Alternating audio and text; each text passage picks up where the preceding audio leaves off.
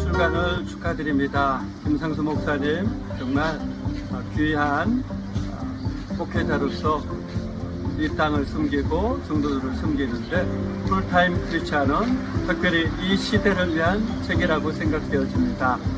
여러분이 정말 파트타임도 아니라 하프타임도 아니라 풀타임 크리스찬이 되었으면 좋겠습니다. 또 북콘스트가 그러한 귀한 시간이 되시기를 응원합니다. 파이팅! 여러분 안녕하세요. 우리 모두에게 기적을 미라클의 박입니다. 김상수 목사님의 세 번째 책 풀타임 크리스천 출간을 축하드립니다. 이 책을 읽는 독자들이 풀타임 크리스천으로 살아가는 것이 무엇인지 깊게 고민하고 묵상하는 시간이 될 수 있기를 간절히 바라겠습니다. 그러면 목사님과 함께 즐거운 시간 보내세요. 안녕하세요. 바이블 백신 센터와 대전 도안교회를 섬기고 있는 양형주 목사입니다. 이번에 김상수 목사님의 풀타임 크리스천 출간을 진심으로 축하드립니다. 제가 곁에서 늘 보아왔던 김상수 목사님은 하나님을 향한 순수한 사랑과 열정의 소유자십니다. 동시에 하나님의 말씀을 향한 또 신학적 깊이를 추구하는 냉철한 지성을 겸비하신 분이기도 합니다. 이런 귀한 목사님께서 우리의 잠자던 신앙을 뒤흔드는 풀타임 크리스천을 출간하셨습니다. 목사님께서는 이 책을 통해서 하나님과 세상을 저울질하는 하프타임 크리스천, 하나님의 뜻보다는 내 방식으로 믿는 파트타임 크리스천이 아니라 매 순간 주님과 동행하며 믿음의 삶을 실천하는 풀타임 크리스천으로 세워지기를 도전하십니다. 바라기는 이 귀한 책이 세상 속에서 망설이고 갈등하는 많은 크리스천들의 중심을 다잡고 하나님을 향해 나아갈 수 있도록 격려하는 귀한 영적 비타민이 되기를 기대합니다. 목사님 다시 한번 귀한 책 출간을 축하드립니다.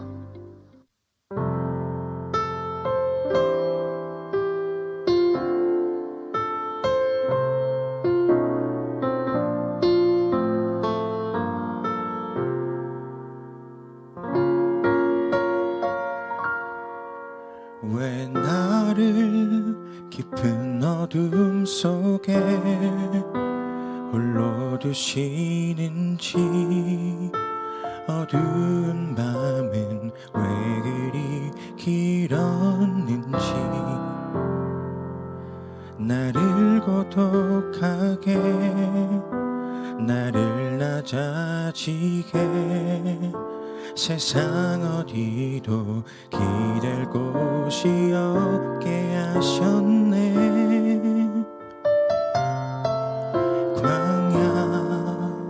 광야에 서 있네.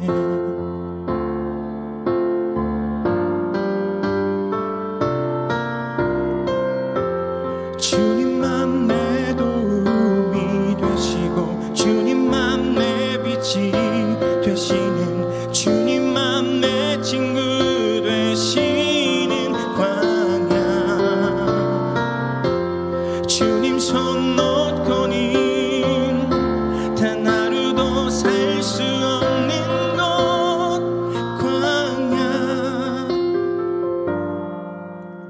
광야에 서 있네.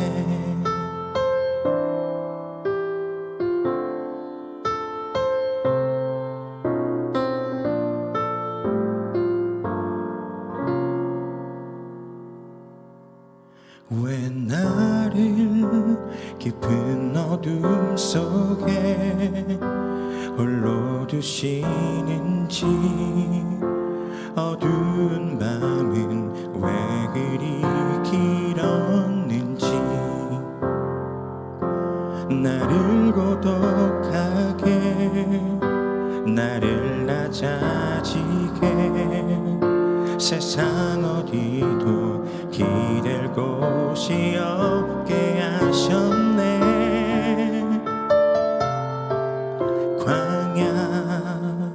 광야에 서 있네.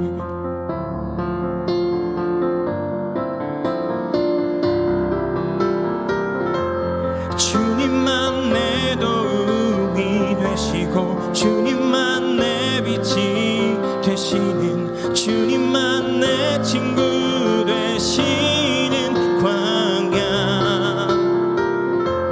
주님 손 놓고는 단 하루도 살 수 없는 것 광야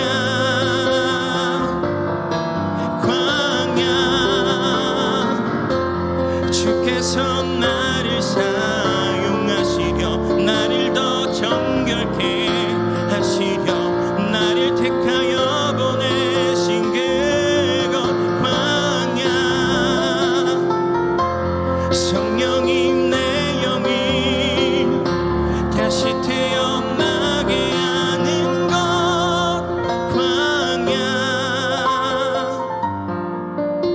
광야에 서 있네.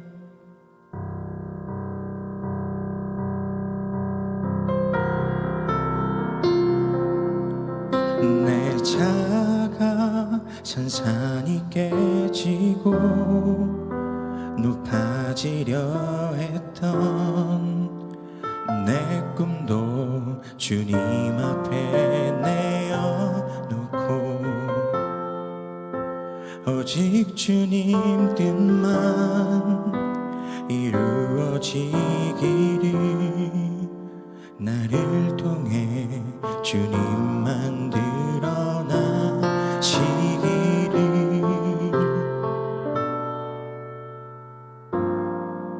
광야를 지나며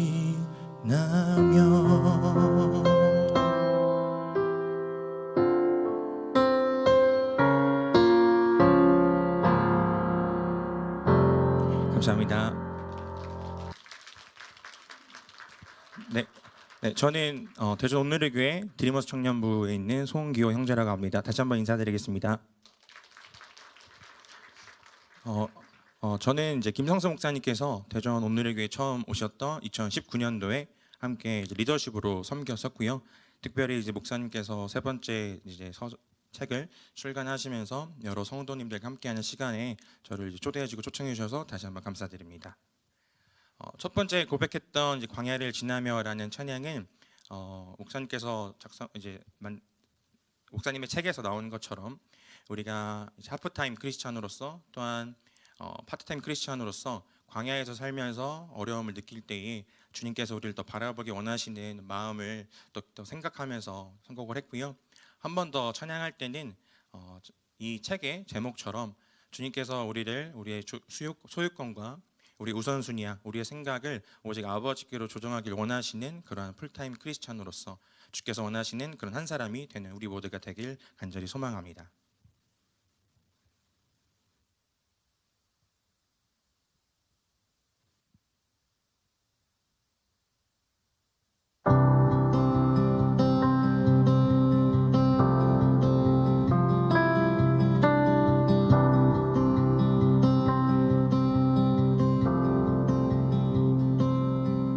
한 사람이면 충분했던 주님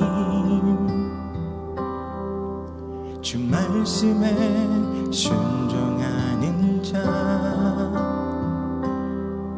한 걸음마다 하나님 말씀을 지하여 주님의 마음에 동참하는 자 그 사람이 내가 되길 원해 주 말씀에 순종하는 자 한 걸음마다 하나님 말씀을 지하여 주님의 마음에 동참하는 자 나를 향한 계획 주님이 잘 아시네 주를 향한 나의 삶 전심으로 주께 경배해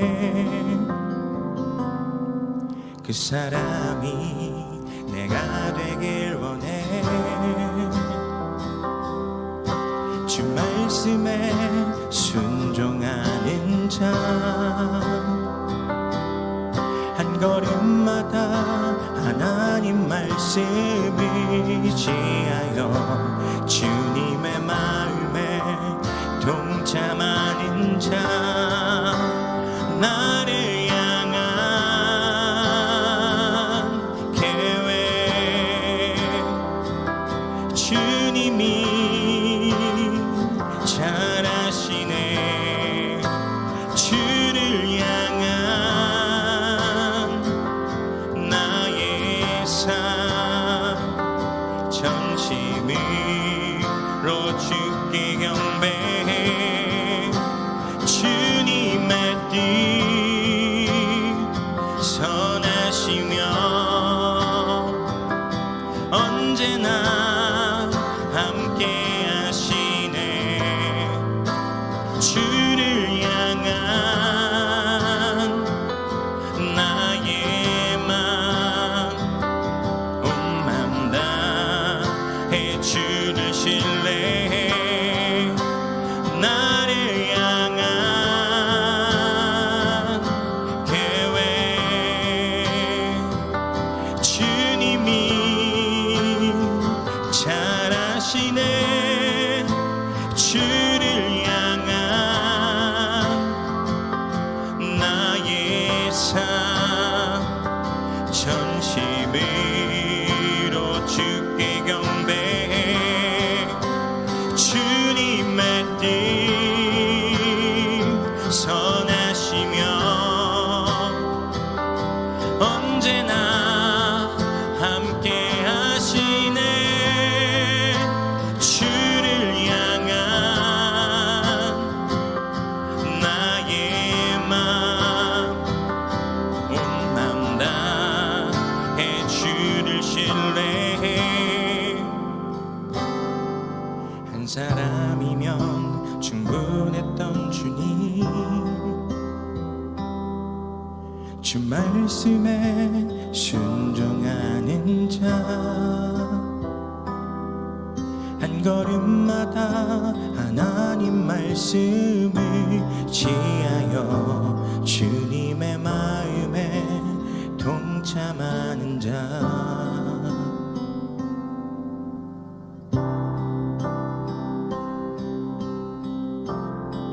주님께서 원하시는 한 사람이 모두가 되길 간절히 소망합니다. 감사합니다.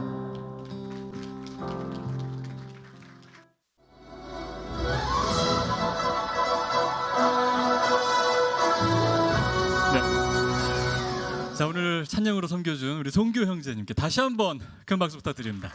감사합니다. 네, 안녕하세요. 저는 오늘 풀타임 크리스천 북콘서트 진행을 맡게 된 김용민입니다. 반갑습니다.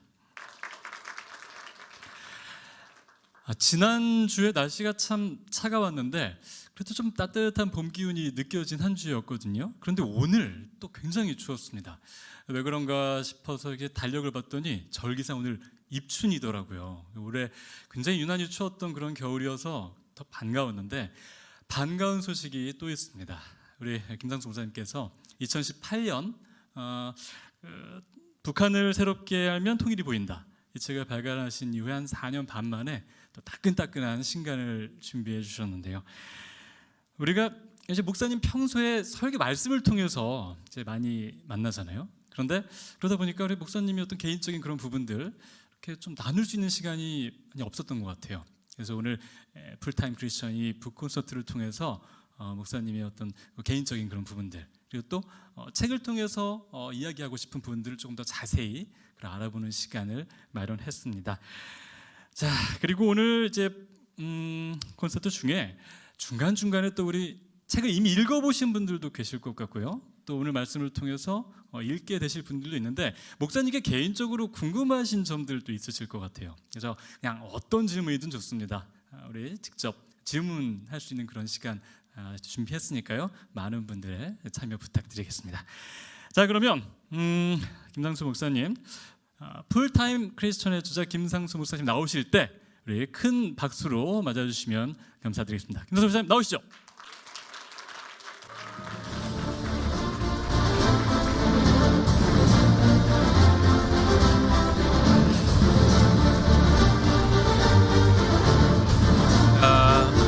감사합니다. 이렇게 추운 날씨에 이렇게 많이들 와주셔서 감사합니다. 목사님 나오실 때 배경음악이 네. 네. 무슨 음악이었나요? 무슨 음악이었죠? 이게 지금 제 결혼식 때 나왔던 음악 같은. 굉장히 좋은 음악이 지금 딱 이렇게 깔려서 굉장히 기대가 됩니다. 자, 목사님 뭐 저희가 바로 책으로 들어가기 앞서서 우리 목사님 올 겨울 어떻게 보내셨어요? 올 겨울은 정말 추웠죠. 그렇죠. 네, 추웠는데 추운 날씨에 또 더해서 저의 몸이 좀 밸런스가 무너진 한 해였습니다. 그래서 약간 이 귀가 좀 고장이 나서 그래서 조금 힘들었던. 근데 지금은 점점 이제 조금씩 치료받고 있는데 나아지고 있고요. 많은 분들이 올 겨울 아까 말씀드린 것처럼 많이 좀 추우시기도 하고 많이 추웠어요. 또 개인적으로 아프신 분들도 많으셨던 것 같아요 주변에요. 그래서 참 힘들었던 그런 데인데 이제 조금씩 봄이 오는 소리를 들으니까 참 반갑더라고요. 네. 목사님 그래서 저희가 이 책을 이제 한번 이야기를 해봐야 되는데 이 책을 어떻게 쓰셨냐 한번 봤더니 2개월 동안 네, 교회에서 안식월을 받으셨어요. 맞습니다. 근데 쉬라고 주신 시간에 굳이 또 책을 쓰셨어요. 저는 한 번도 책을 쓰겠다라고 마음 먹어서 쓴 적은 없어요. 그러니까 이제 그 책을 쓰는 보통 이제 동기가 어떤 이제 영감과 또 마음에 이렇게 이 강한 확신이 들어야지 쓸 수 있거든요. 어떤 책을 쓰고 또 무엇에 대해서 쓰고 또 자료 수집돼야 되고 되게 복잡한 과정이 있습니다. 근데 이제 2018년도 6월 25일 날 나왔던 이 북한을 새롭게 알면 통일이 보인다. 그 책도 제가 그 책을 쓰고 싶어서 쓴 게 아니라 우리 이스라엘 성지순례 가는 팀들에게 이미 얘기했던 것처럼 이스라엘에 대한 책을 쓰려고 제가 자료를 모아놓고 지금도 모아놓고 있고 이스라엘 갔다 와서 그건 쓰게 될 겁니다. 그래서 그 책을 내고 싶었는데 갑자기 하나님이 이 역사의 또 이렇게 흐름을 바꾸셔서 새벽기도 하는데 강하게 쓰라는 확신이 주셔서 그것도 이제 2개월 만에 이제 집중해서 초집중해서 쓴 거죠. 근데 이번에 책도 제가 2개월 가운데 코로나가 한참 진행되고 있을 때 마음이 되게 힘들었어요. 아이들 학교도 못 가고 또 이렇게 다 모두들 가족이 삼시기가 돼가지고 이 삼시세끼를 집에서 이제 해결해야 될 때 좀 뭐 좋은 방안이 없을까라고 생각했을 때 저희 집 앞에 있는 그 가수원동에 있는 원신흥 도서관 이 또한 트리플시티에 있는데 굉장히 좋습니다. 강추합니다. 영감이 막 쏟아지고 또 이렇게 아이들을 오전에 출근해서 마음껏 풀어놓고 도서관에서 놀아라.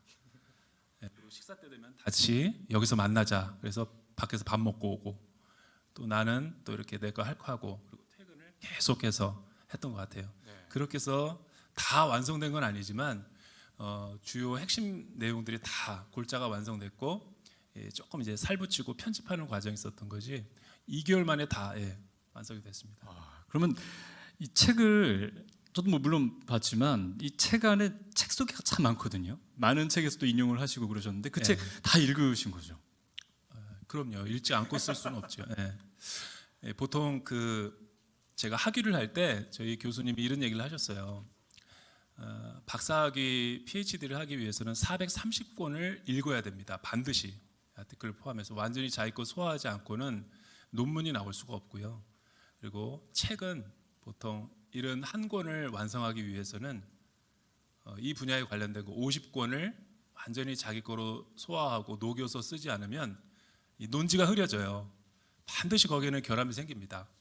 그러니까 일반적인 책 쓰는 저자들은 자기 경험을 가지고 쓴 책 외에는 대부분 저자들이 그런 어떤 이 통찰력과 인사이트를 가져야만 책을 쓸 수 있다라는 거.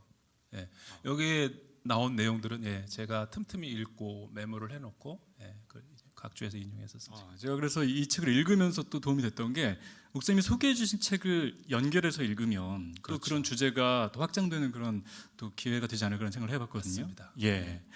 사실 2개월은 이제 목사님께 좀 쉬어라라고 했던 그런 시간인데 그럼에도 불구하고 이렇게 또 책을 쓰셨는데 목사님 쉬실 때는 어떻게 그럼 좀 쉬시는 편이신가요? 쉬긴 쉬시나요? 네. 보통 월요일 날에 월요일에요. 월요일 날에 이제 뭐 하냐는 건데 쉽게 말하면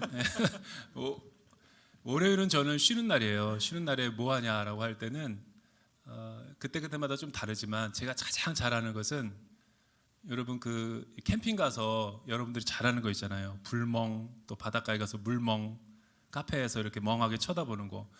그 소위 말해서 멍 때리기를 제가 잘해요. 왜냐하면 그 멍이라는 것은 영어로 말하면 procrastination이라는 단어인데 뭐 특별하게 뭔가를 생각하기 위해서가 생각하는 게 아니라 그냥 가만히 있는 거예요. 예, 그러면 이제 생각이 비워지고 또 채워지고 뭐 어떤 이제 리듬에 맞춰서 이렇게 그렇게 또 이제 안식을 하게 되는데 제가 잘하는 거는 어떤 정해놓지 않고 그때마다 자고 싶을 땐 자고 또 분리수거해야 될 땐 해야 되고 아내가 이렇게 월요일마다 시키는 일이 있어요. 그걸 제가 다 해놓고 쉬는 거지 안 해놓고 쉬면 3차 세계대전이 일어납니다. 그래서 저는 제 할 거 다 해놓고 뭐 커피 마시러도 가고 또 뭐 갑자기 걷기도 하고 또 갑자기 영화가 생각난다. 그러면 혼자 영화 보러 가고 그렇게 해서 월요일 날 하면 힐링이 돼요. 예. 이 뭐 서울시에서 하는 그런 뭐 멍때리기 대회 이런 데도 한번 나가시면 굉장히 자신. 나가고 싶은 생각은 없고 그냥 나 혼자 그냥 혼자 있는 시간이 제일 행복한 거죠. 뭐 일하지 않을 때는 그죠? 영화 말씀하셨는데 네, 제가 영화. 설교 말씀하실 때도 설교 중에도 영화 예를 많이 드시고 또 책에도 영화 또 많이 나오거든요. 영화를 굉장히 즐겨 보시는 것 같아요. 제 영화 되게 좋아합니다. 사실은 성도님들은 눈치챘는지 모르겠지만 월요일 날에 제가 전화를 안 받는다. 영화관에 가 있을 가능성이 높습니다. 그리고 월요일 날에 가면 목사님들도 자주 만납니다. 왜냐하면 월요일 날 조조 시간에 나올 수 있는 직장인들은 없거든요. 대부분 다 전도사 아니면 목사님들 여기 뭐에 둔산 제일 감리교회 목사님들 뭐 이런 분들 다 만나서 틀림없습니다. 제가 보기에는. 그럼 특별히 좀 뭐 권하거나 소개해주고 싶은 영화 있으신가요? 기억에 남는 영화. 최근에 본 네, 최근에 본 영화 중에. 반드시 최신작이라 그래가지고 다 좋은 게 아니라 지나간 영화 가운데서 또 다시 보고 싶은 거 콜렉션했다가 저장해놨다가 다시 보면 제가 진짜 여러분 그 특히 남자분들 여자분들 봐도 되고 남자분들 봐도 되는데 이 남자의 심리에 대해서 진짜 알고 싶은 영화 2014년도에 나온 영화인데 제가 황정민을 무지하게 좋아하거든요. 황정민 나온 영화는 다 봅니다. 몇 번을 보는데 남자가 사랑할 때 여러분 한혜진이랑 그 황정민이 나오는 영화거든요. 진짜 남자들은 눈물을 많이 흘릴 겁니다. 그리고 여자들은 왜 우리 남편이 왜 이러지? 이해가 안 되는 남자들 있죠. 그 영화 보면 남자의 세계가 뭔지를 알아요. 남자가 사랑할 때 강추입니다. 네, 남자가 사랑할 때. 최근에 은혜 받았던 영화입니다. 진짜 보셔야 돼요. 남자를 이해하려면 네. 그게 남자예요. 정말 저도 그 영화를 사실 아직 못 봤는데. 네, 꼭 보세요. 예, 알겠습니다. 남자가 사랑할 때 2014년. 예. 자, 이 책을 이제 다시 또 책 얘기로 돌아가서 이 책 쓰시면서 좀 어려웠던 것들, 뭐 기억에 남는 에피소드 있으신가요? 에피소드 그 세계적인 작가죠. 유진 피터슨 혹은 이제 영혼의 창을 쓴 켄 가이어 같은 세계적인 어떤 이 저자들, 기독교 사상가들이 여러분 그런 작가들도 처음부터 그렇게 훌륭했던 거 아니거든요. 제가 그 책들을 보면서 원고를 가지고 심혈을 기울여서 몇 년 동안을 숙성시켜 가지고 딱 탈고를 해서 이 출판사를 찾아갔는데 다 퇴짜 맞는 거예요. 그 거장들이 초창기에 다 그랬다라는 거죠. 그런데 저는 감사하게도 이렇게 뭐 퇴짜 맞거나 그런 메이저 출판사에서 그랬던 적은 없어요. 근데 이제 제가 책을 쓰면서 가장 힘든 건 뭐냐면 저는 추천사를 되게 중요시 여기는 분이거든요. 요즘 많은 작가들은 그렇지 않아요. 근데 이제 저는 완성도를 이 추천사에서 또 이렇게 중요시 여기기 때문에 그건 개인의 취향이죠. 그것도 이제 책을 만드는 데 있어서 구성과 디자인에 포함된다라고 저 나름대로 철학을 갖고 있기 때문에 그래서 이렇게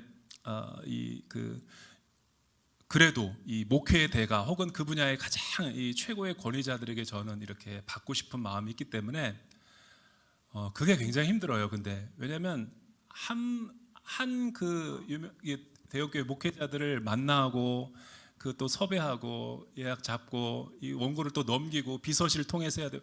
무지하게 힘들어요. 한 달 넘어갈 때도 있고요. 보통 책을 탈고하면은 한 5, 6개월 뒤에 이렇게 편집이 돼서 나오는데 책을 쓰는 건 어렵지 않은데 추천사를 밟는 건 진짜 어려운 것 같아요. 예.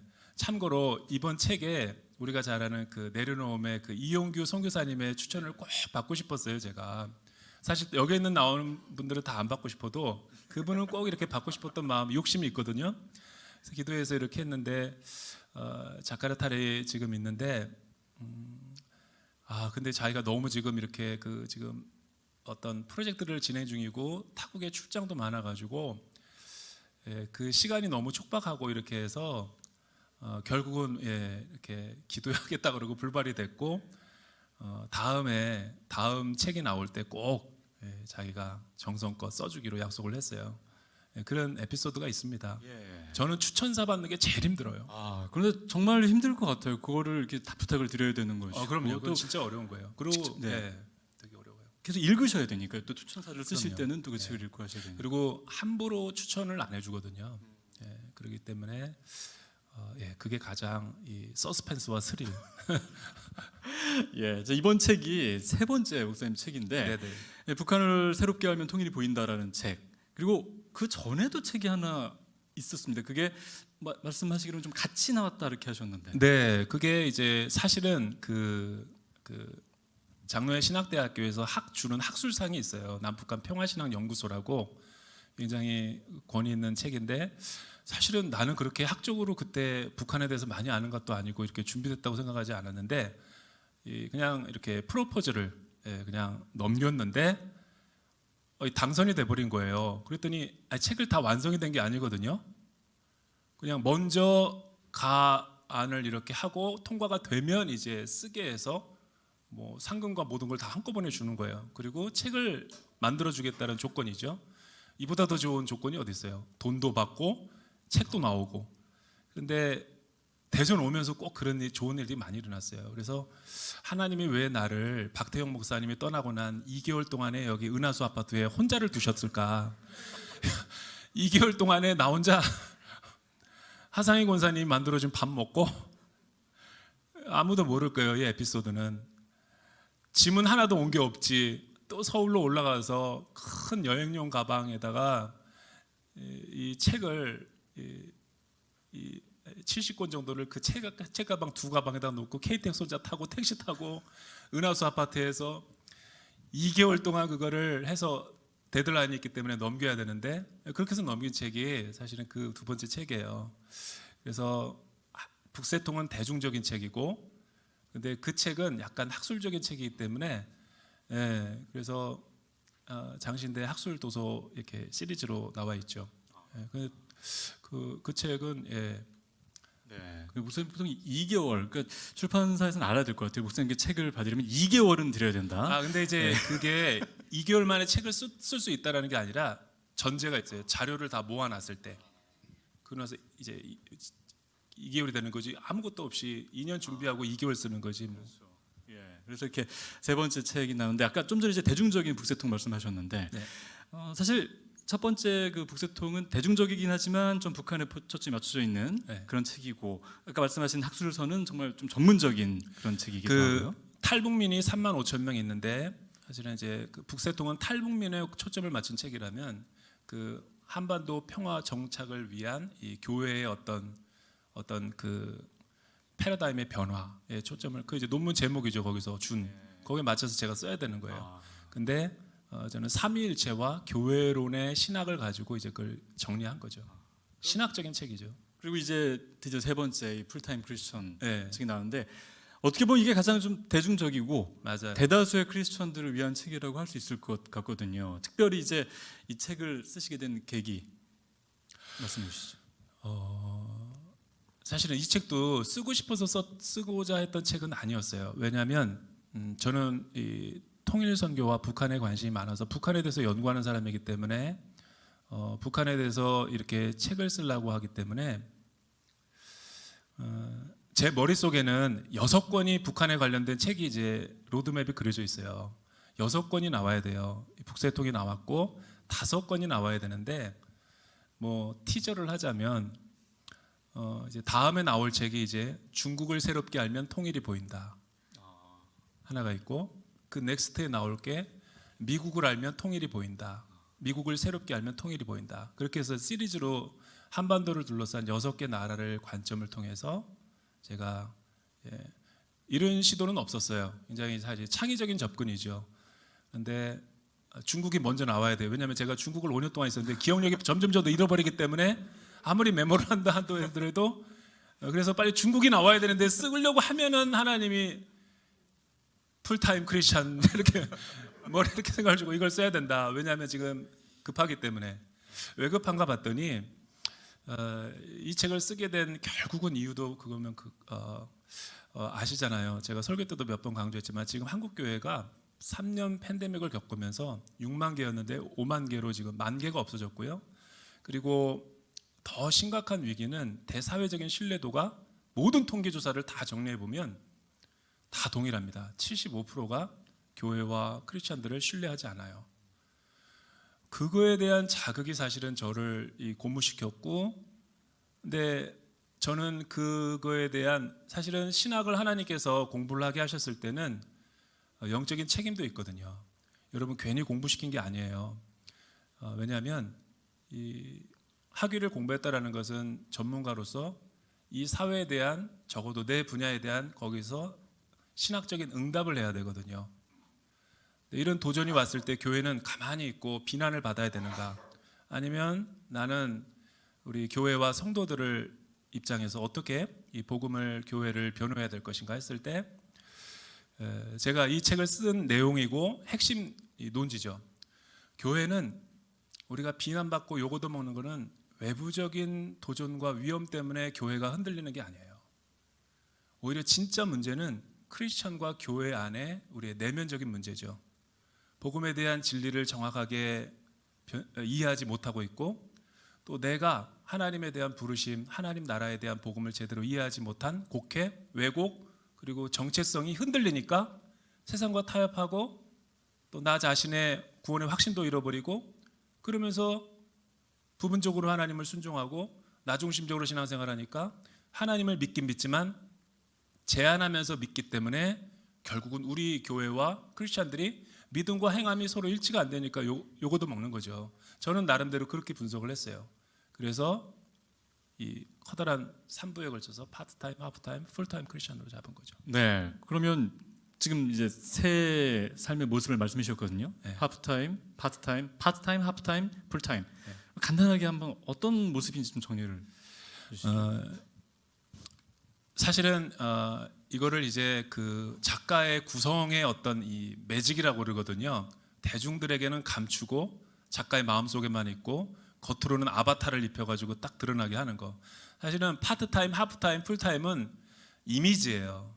진짜 제가 말하고 싶었던 것은 우리 크리스찬들의 구원이 무엇이냐, 우리가 하나님을 믿는다라는 게 믿음의 실체가 뭐냐, 이거를 이야기하고 싶은 거예요. 근데 우리가 이 믿음이라는 것, 구원이라는 것을 논의할 때 믿음의 첫 번째 단계가 칭의잖아요.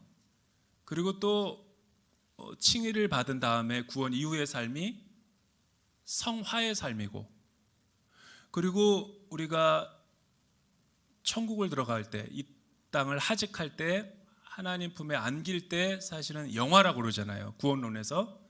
그래서 영어로 말하면 justification, 칭의, 그다음에 sanctification, 이 성화, 그리고 죽을 때 가는 하나님과의 영원한 삶, glorification이라고 그러는데, 저는 이거를 예수님을 통해, 십자가를 통해서 이거를 이 세상에 미리 선취하고 땡겨 놓은 거죠. 이 세상에서 장차 먼 하나님 나라 가서 누릴 게 아니라, 구원은 예수님을 통해서 지금 하나님이 나라가 왔기 때문에, 그런 관점에서 보면 칭의는 맞아요. 칭의는 그러니까 이 처음 예수를 믿게 될 때 우리는 다, 여러분 그 임신을 하게 되면 갓난아이가 태어났잖아요. 믿음의 베이비죠. 나는 그거를 칭의라고 보거든요. 근데 갓난아이가 태어났을 때 왜 성장하지 않냐, 성숙하지 않느냐 이렇게 말할 수 없죠. 그야 말대로 죄인인 우리가 의롭다함을 받은 거죠. 선물로.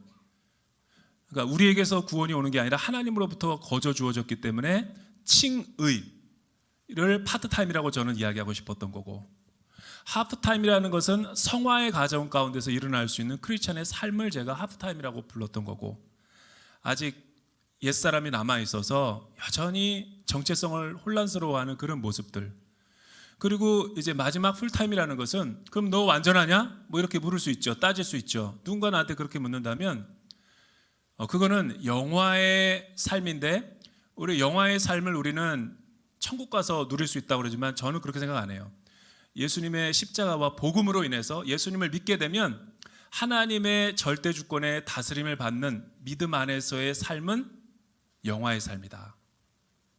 나는 그렇게 바라봐요. 신학적으로 전혀 뭐 다 권위자들에게 돌려봤더니 문제 없다.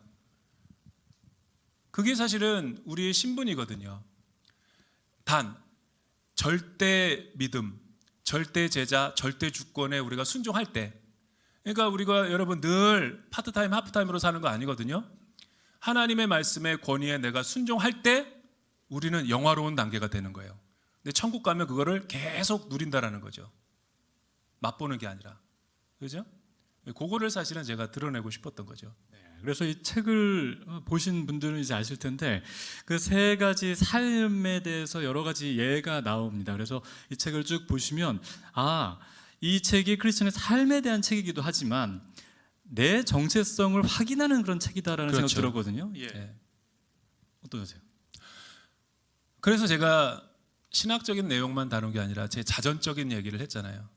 그러니까 이 책이 쉽게 읽히는 이유는 만약 신학적인 것만 얘기했다면 다 따분해 할 거예요. 근데 내 이야기를 경험에 비추어서 나도 김상수 목사의 칭의와 성화와 영화의 관계를 보니까 나도 예수님이 말한 이 복음의 원리에 따라서 이렇게 가고 있더라고요. 그래서 내가 구원의 확신을 갖고 흔들리지 않도록 우리 교회와 성도들에게 이런 영혼의 비타민 C를 좀 한번 드려야 되겠다라는 생각을 하게 된 거죠. 그렇죠. 이 사이토 다카시가 쓴 이 책 서론에 나오는 거, 혼자 있는 시간의 힘이라는, 사실은 예수 안 믿는 사람 책이거든요. 그 책 읽다가 깜짝 놀랐어요. 그 사람이 뭐라고 얘기하냐면 사람은 혼자 있는 시간이 많을수록 단단해진다.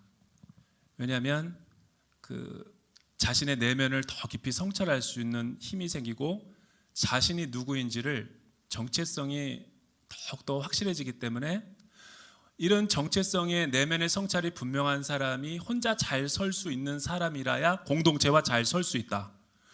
여러분, 이거 너무 놀라운 이야기 아닙니까? 왜냐하면 이거는 크리스찬이 하는 얘기가 아니에요. 일본에서 기업가들에게 강연하고 있는 사람이 하는 얘기예요. 직장생활도 그런 사람이 잘한다라는 거죠. 자신의 내면의 정체성이 분명하지 않은 사람은 공동체 생활에서도 문제를 일으키고 파열음을 일으킨다라는 거예요. 왜냐하면 아래로 깊이 뿌리 내릴수록 위로 바람이 불 때 흔들리지 않기 때문에. 그래서 내가 그거를 조금 차용한 거죠. 이 파트타임, 하프타임, 풀타임 이렇게 나눠져 있는데 제가 북콘서트니까 또 책의 한 구절 한번 읽어보도록 하겠습니다. 이게 파트타임 크리스천에 대한 내용인데 41페이지에 이런 글이 있습니다. 이처럼 현대인들은 자신이 시간의 주인이 되고 싶어한다. 시간의 창조자이신 하나님을 자신의 시간 속에서 관리하면서 말이다. 그러니 이런 자들에게 하나님이 개입하실 시간조차 없는 건 당연한지도 모른다. 이제 시간이라는 걸 굉장히 저는 좀 발견을 했거든요. 왜냐하면 현대인들이라면 시간에 대한 관리, 시간 개념을 그냥 헛되게 보내시는 분들은 안 계시잖아요. 근데 시간 관리도 우상이 될 수 있는 건가요? 그렇죠. 왜냐하면 우리는 결국은 이제 이 땅에서는 시간과 공간에서 살고 있기 때문에 결국은 시간도 공간이고 공간도 시간이라는 제약을 받을 수 없기 때문에 총칭해서 이렇게 시간이라고 이야기해 놓는 거죠. 여러분, 스위스의 유명한 세계적인 작가 알랑 드 보통이 우리 인간의 생애 주기별을 이렇게 계량적으로 계량화시켰어요. 80세를 산다고 했을 때 어메이징한 사실, 20년은 잠자는 데 쓰고요, 20년은 밥 먹는 데 쓰고요, 그리고 또 뭐 5년은 잡담하는 데 쓰고요. 4년은 담배 피우는 데 쓰고요. 그리고 뭐 신발끈 이렇게 물고 이렇게 묶고 푸는데 1년을 쓰고요. 뭐 다 그런 식으로 계량화를 해봤어요. 그러니까 흘러가는 시간 속에서 우리가 그 다 누구에게나 주어진 시간인데 사실은 그 양적인 시간들은 저와 여러분의 삶의 어떤 이벤트라든가 어떤 사건, 뭐 영혼에 큰 혁명을 일으킬 만한 변화를 줄 수 없죠. 적어도 저와 여러분들의 삶을 큰 충격을 주고 임팩트를 주고 변화시킬 수 있는 것은 사건이 일어나야 되는데, 그런 사건은 뭐 자신의 배우자를 만난다든가, 뭐 취업을 오랫동안 못했는데 정말 백수 끝에 취업을 했다, 이런 거는 카이로서적인 시간이죠. 특별한 사건. 그런 시간이라야 우리의 삶이 변화가 될 수 있는 건데, 성경에도 똑같은 얘기를 합니다. 세월을 아끼라. 그 아끼라는 말의 헬라어 단어가 뭐냐면, 낚시를 할 때 그 낚시로 그 고기를 건져 올리다라는 뜻이거든요.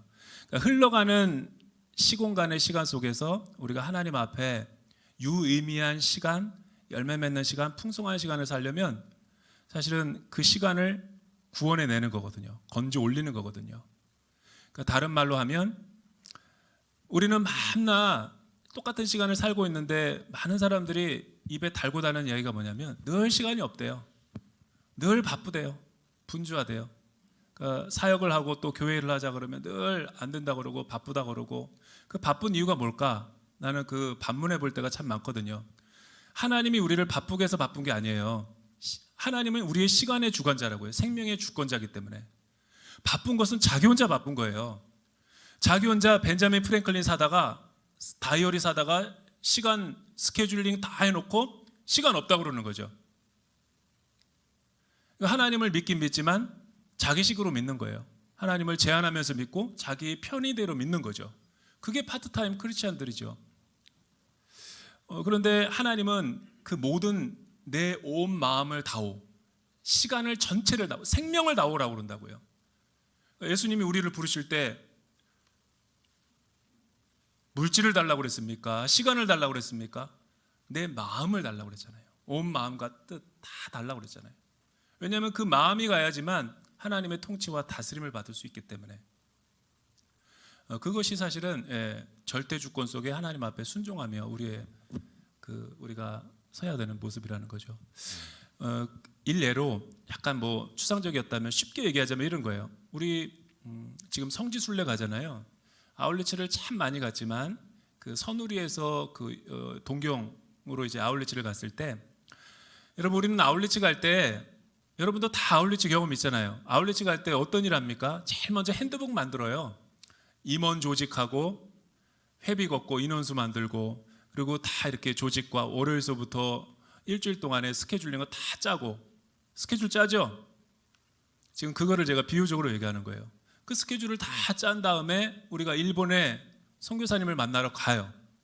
그 선교사님에게 우리가 이런 스케줄로 할 겁니다. 선교사님 드리니까 그 선교사님이 그 스케줄대로 맞춰서 할까요? 아니면은 쓰레기통에다 버리나요? 우리는 열심히 만들었는데 선교사님은 그거 하나도 주목하지 않아요. 너무나 현지와 맞지 않기 때문에. 그런 걸 말하는 거죠. 그런 의미에서 나의 시간을 하나님의 시간 테이블로 리셋하지 않으면 우리는 영원한 풀타임이 될 수 없는 거죠. 그래서 아마 여기 이 질문을 조금 더 저희가 실제 생활로 한번 가져와 보도록 하겠습니다. 왜냐하면 이 책에도 이제 나오는 그 찬양 사역하셨던 분 이 책의 내용이 나오더라고요. 그러니까 네. 잠깐 내려놓고 뭐 한 달인가 몇 달 쉬었다가 다시 해야 돼. 네. 근데 만약에 저희가 이제 하나님의 스케줄로 리셋을 한다라는 게 굉장히 중요한 포인트긴 한데, 저희가 실제 생활에서 살다 보면 이 크리스찬들끼리 하는 물론 어떤 그런 네, 맞아요. 일도 있겠지만 크리스찬이 아닌 분들과도 함께 어떤 프로젝트를 진행하고 공동 일을 하곤 하는데, 네. 이제 제가 변해서 풀타임 크리스찬으로 이제 변하면서 난 정말 하나님의 스케줄에 난 맞춰야겠어라고 하면서 이제 이런 부분들이 어떻게 업무를 추진하는 데 있어서는 좀 민감하게 받아들여질 수도 있거든요. 그 믿지 않으시는 분들 그렇죠. 입장에서는 이럴 때는 어떻게 해야 할까요? 팀과 조직 안에서 우리가 살아가야 되니까, 그죠? 우리도 세상 안에서 살아가야 되니까, 두 나라를 섬기고 있으니까. 그런데 하나님은 우리에게 요구하실 때, 예수님이 우리에게 요구하는 제자도는 두 주인을 한 보좌에 앉힐 수 없다라는 거죠. 선택해야 되는 거죠. 그러니까 모든 하나님을 믿는 백성들과 크리스천들에게는 사실은 믿음의 선택을 할 수밖에 없죠. 진짜 하나님을 믿고 따르려면 반드시 거기에는 거룩한 갈등이 일어나게 돼 있어요. 갈등과 고민 없이 내가 순리대로 간다? 그 사람은 찐 크리스찬인지 아닌지 다시 한번 의심해 봐야 되죠. 그래서 믿음의 모험을 요구하시는 거예요. 믿음의 모험이라는 게 무엇입니까? 번지점프 해보셨어요? 뉴질랜드에 갔다가 그냥 기겁을 할 뻔했는데 번지점프가 있는데 100m 아래로 떨어지라는 거예요. 근데 순간 그런 생각이 드는 거죠. 만약 내 발목에 있는 이게 풀어지면 어떡하지? 한 번도 경험해보지 않았기 때문에 잘할 수도 있고 할 수 없는데 두려움이 있고 주저주저하게 되죠. 여러분 이렇게 정선에 가면은 패러글라이딩 타는 데가 있어요. 5만 원 주고 타거든요. 근데 교육자들이 패러글라이딩을 타러 갔는데 반은 타고 반은 못 타더라고요. 도전을 좋아하는 사람은 타고 겁이 많은 사람은 못 타고. 김 목사는 탔겠어요, 안 탔겠어요? 못 탔습니다.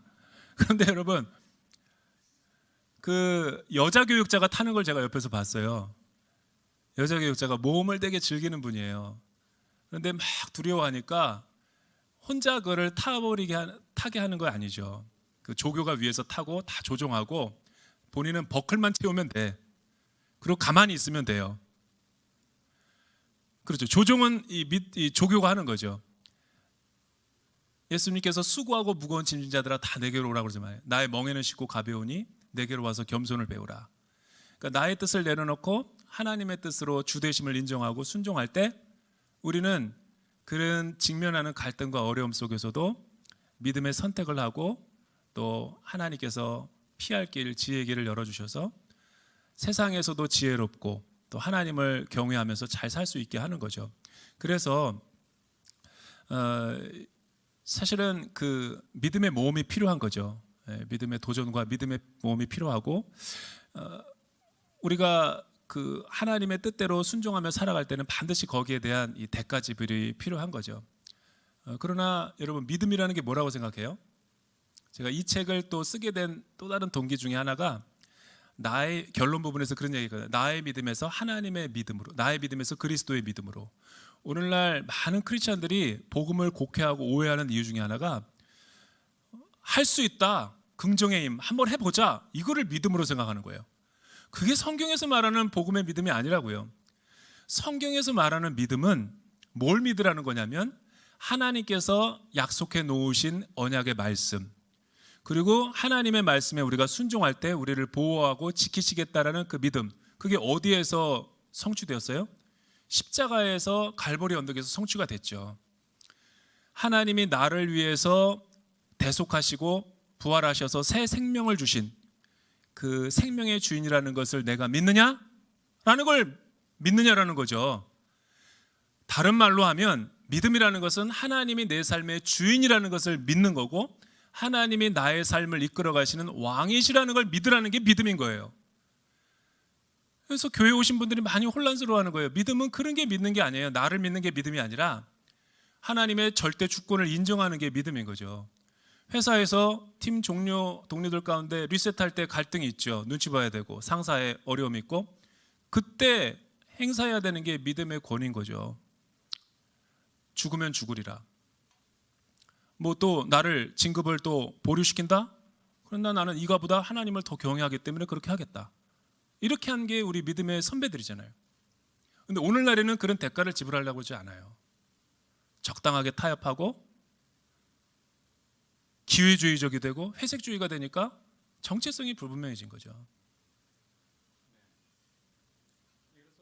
말씀하신 그런 부분들이 결국은 하프타임과 파트타임에서 나타나는 우리 어떤 그런 어려움들. 그래서 풀타임으로 갔을 때도 사실 완전히 뭐 세상에서 나는 이제 완전히 변화되었다라고 할 수 있지만 그런 어떤 어려움들이 계속해서 이어지는 그런 과정인데 사실 저는 책에서 놀라웠던 게 제가 한번 좀 읽어드리도록 하겠습니다. 로마 제국 시대의 네네네. 믿음에 대해서 나오거든요. 이게 지금 제가 읽어드리는 부분이 현재가 아니라 그 당시입니다.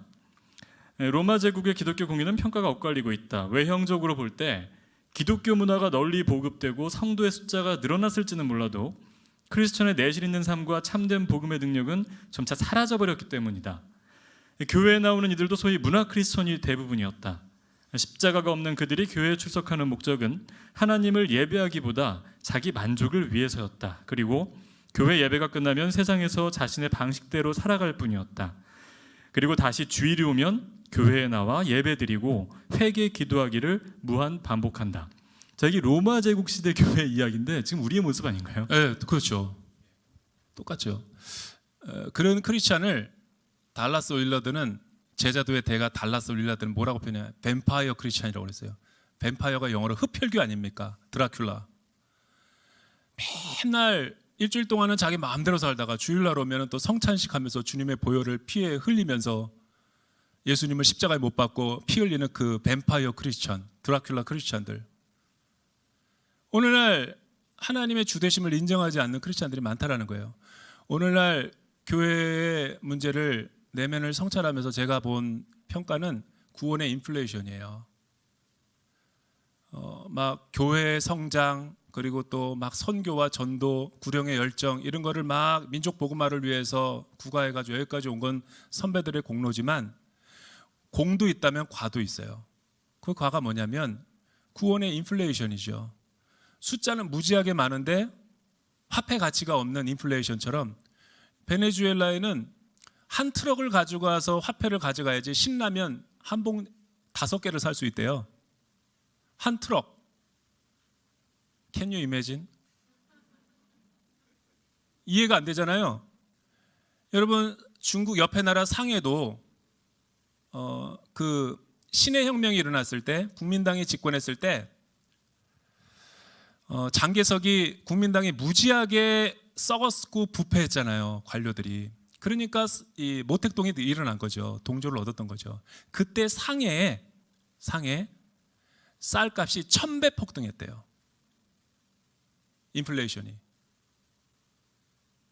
실제로 어떻게 살아요? 오늘날 사이즈가 커지고 교회가 커지고 이렇게 많은 성도들이 있는데 오히려 성경적이라면 시대가 어두울수록 다니엘 시대처럼 참된 크리스찬이 있다면 어두움 속에서 더 빛이 나야 되는 것이 아닌가? 소수 크리스찬이라 할지라도 그게 성경적인 구원의 삶이잖아요. 근데 반대로 그렇지 못하다는 것은 구원의 인플레이션이잖아요. 정체성에 문제가 있는 크리스찬인 거죠. 그래서 교회에 나오는 이런 얘기까지 하는 거죠. 좀 두려운 말이지만 교회 나온다고 다 구원받는 게 아니다. 뭐 그런 얘기를 하지만 뭐 성도들 겁주려고 하는 얘기가 아니라 정신 차리고 살자라는 거죠. 정말 십자가에서 우리가 예수님의 보혈에 대한 대속의 은혜를 확신하고 있는가? 내가 하나님 앞에 죄인이라는 것을 인정하고 있는가? 아니면 그저 교제와 사람들 이렇게 친교가 좋아가지고 나오는 건가? 지금은 정신 차리고 생각해 볼 때라는 거예요. 저희가 이제 이 책을 보고 모두 풀타임 크리스천으로 살고자 노력하고 이제 삶 속에서 임해야겠는데 지금 사실 풀타임 크리스천 분들도 저희 성도님들 중에 계실 수 있거든요. 다죠. 저희 성도들은 다죠. 근데 풀타임으로 살다가 하프나 파트타임으로도 될 수 있나요? 그럼요. 제가 이 책 결론의 부분에다가 이렇게 기록했는데 여러분 마태복음 13장에 보면 예수님께서 씨 뿌리는 자의 비유가 나온다고요. 그게 굉장히 중요한 말씀이거든요. 구원과 관련해서.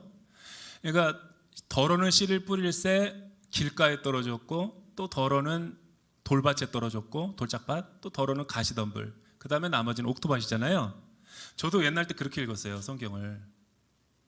이 세상에는 모든 사람들은 복음을 말씀을 전할 때 반응하는 태도가 마음밭이 어떤 사람은 길가에 그냥 완악하고 딱딱한 사람들이 있다. 구원 못 받을 사람. 또 어떤 사람은 돌짝밭이어서 순간적으로 그냥 기분이 좋을 때는 막 열심히 하다가 또 열정이 식으면 또 사그라져 버리는 그런 사람인가 보다. 그리고 어떤 사람은 뭐 세상의 염려와 걱정, 재리 이런 불안과 염려가 많은 사람을 가시던 분인가 그렇게 생각했는데 어느 날 보니까 그게 아니에요. 그 말씀을 자세히 보면 한 인격에 대해서 4가지 모습을 나타내고 있는 거예요. 즉 내가 절대의 주권과 하나님의 말씀에 믿음에 순종하는 삶이 되면 풀타임 크리스천으로 살 수 있는 거고, 어쩔 때는 여러분 나도 목사인 나도 하프타임으로 전락할 수 있고 나도 파트타임이 될 수 있는 거예요. 여러분 그래서 그거를 출애굽기에서 이스라엘 백성들이 홍해를 도하할 때 나는 그 이미지를 참 좋아해요. 왜냐하면 로마서 6장에 바울이 그게 우리가 십자가에서 죽고 새로운 자아가 살고 우리가 크리스찬이 됐다라는 영적인 표지로 사용하고 있거든요. 그러니까 예수님을 내가 믿을 때 이 믿음의 고백 위에 영적으로 어떤 사건이 일어나냐면 내 옛사람은 십자가에서 완전히 죽고, 그거는 세례로 의하면 완전히 물에 잠기는 거죠. 요단강에 옛사람이 죽는 거, 그리고 다시 올라오면 부활의 새 생명을 얻는 거를 그렇게 이미지로 표현한 거거든요. 그거를 예수님이 3일 만에 부활하셨고 나도 함께 살리셔서 부활의 첫 열매가 되게 하셨다라고 선포하는 거거든요. 그런데 여러분 그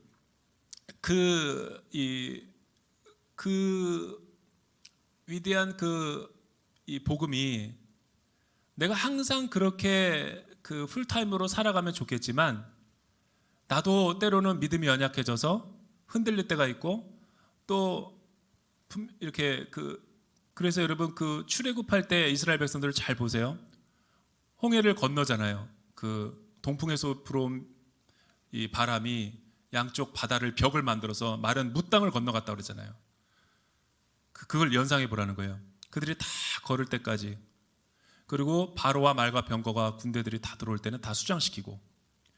그러니까 그 애굽의 측면에서 볼 때, 세상에서 바라볼 때 우리가 홍해로 들어가서 가나안 땅을 향해서 나가는 그 장면은 우리 옛사람이 죽는 거예요.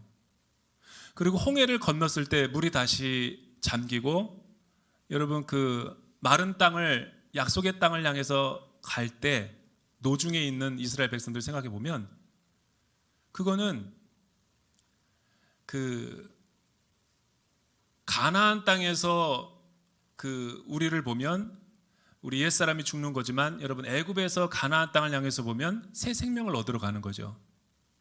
그 가운데 물이 다 잠겼을 때, 옛사람이 죽었을 때 건너와서 사실은 광야의 삶이 시작된 거거든요. 가나안 땅에 들어가기 전에. 그러니까 우리는 얼마든지 여러분 이제 구원이라는 시작, 칭의의 시작을 어디로부터 봐야 되냐면 애굽에서 있는 게 구원이 아니에요. 이 애굽에 물이 다 잠기고 우리가 가나안 땅에 첫 발을 내딛었을 때가 칭의죠. 가나안 땅의 시작, 그리고 광야의 노중에서 그 삶을 성화의 삶, 그리고 약속의 땅에 들어갔을 때가 여러분 영화의 삶인 거죠. 하나님 나라. 그러니까 우리도 얼마든지 내 한 인격 속에서 파트타임도 될 수 있고 하프타임도 될 수 있고 풀타임이 될 수 있다. 롤러코스터 타지 않았나요? 내가 그래서 내 개인적인 자전적인 얘기를 거기다 해놓은 거죠. 그거는 마태복음 13장 얘기는 씨 뿌리는 자의 비유는 절대로 정해져서 4명이 그런 사람이 있다라는 거 아닙니다. 은혜 받으면 얼마든지 우리도 하나님의 순종하며 나갈 수 있기 때문에. 네. 그래서 우리가 이 풀타임 크리스천의 삶을 정말 살고자 많이 노력을 해야 되는데, 아까 한국 교회의 어떤 위기라든가 지금 크리스천의 위기에 대해서 잠깐 말씀해 주셨어요. 네. 로마 제국 시대와 비슷한 그런 부분들. 이런 부분들을 해결하기 위해서 목사님께서 이 책에서 이제 풀타임 크리스천 전략이 네. 꼭 필요하다고 하셨거든요. 어떤 건가요? 그 전략은 바로 대안으로 세운 거예요. 3부의 내용이죠. 마가복음 8장 34절에서 36절.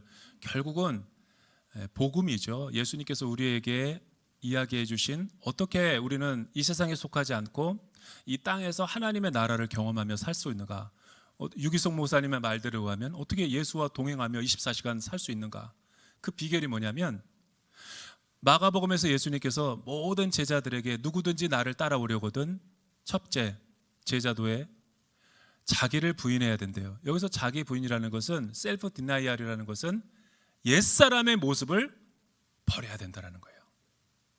옛사람의 모습을 버리지 않으면 절대로 하나님의 통치가 임할 수 없는 거죠. 하나님이 우리에게 왕노릇할 수 없고 주인이 될 수 없는 거예요. 두 번째는 뭐냐면 자기를 부인한다고 해서 참된 제자가 될 수 있는 게 아니에요. 시작이죠. 십자가를 져야 한다. 자기 십자가. 자, 십자가가 뭡니까? 나의 뜻이 아니라 하나님이 우리에게 요구하시는 뜻, 하나님의 말씀의 권위에 순종해야 된다는 거죠. 두 번째 포인트. 세 번째는 뭐냐면 그리고 나를 따를지니라. 그때에 따른다라는 것은 절대 권위에 순종하는 우리의 제자들을 말하는 거죠. 여러분, 제가 지금 굉장히 중요한 얘기하는데 여러분 놀라지 않아서 내가 더 놀라는데 굉장히 중요한 사실은 포인트입니다. 이 복음의 진리 외에는 우리가 하나님과 동행하며 살아갈 수 있는 방법이 없어요. 이게 복음 중에 복음이고 이게 우리가 이 땅에서도 하나님의 나라를 경험할 수 있는 유일한 진리입니다. 그래서 여러분 캐티 버널이라고 하는 사람 그 마지막 예스라는 책에 보면 어떤 그 무명의 크리스찬이 쓴 이 고전적인 그 문장이 나오는데 순교자들이 쓴 거예요. 한 번 죽는 것은 쉽다. 그러나 크리스찬이 매일 죽는 것은 어렵다. 그 말이 뭐겠어요? 매일매일 세상적인 삶 속에서 그리고 예수 믿지 않는 불신의 사회 구조 속에서 하나님의 뜻과 나의 뜻에 갈등할 때 하나님의 뜻을 선택할 때 제자도로 살아갈 때 부딪히는 그 대가, 지불, 희생. 여러분 예수 믿는다고 성공하는 거 아니죠? 예수님을 진짜 믿게 되면 대가를 치르는 거예요. 박해를 당할 수 있고 더 어려워질 수도 있죠. 그러나 그것을 기뻐하고 그것을 즐거워하는 게 크리스천의 삶이라는 거예요. 왜냐하면